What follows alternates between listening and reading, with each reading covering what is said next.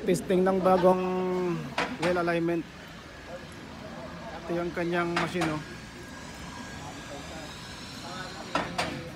Camera na yan. Yan. Ito yung kanyang target at andun din sa kabila.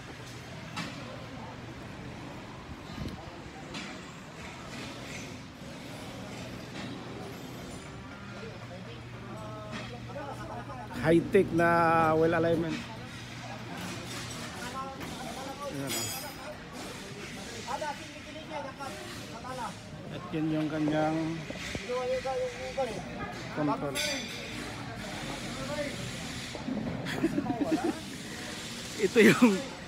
ito yung Mondes natin. Ito yung luma. Itsupera na yung luma. Ito yung luma eh.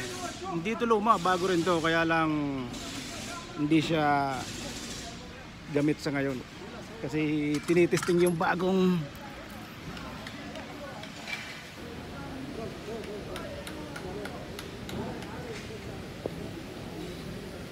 doon si Amo sa lobo. Busy rin siya eh.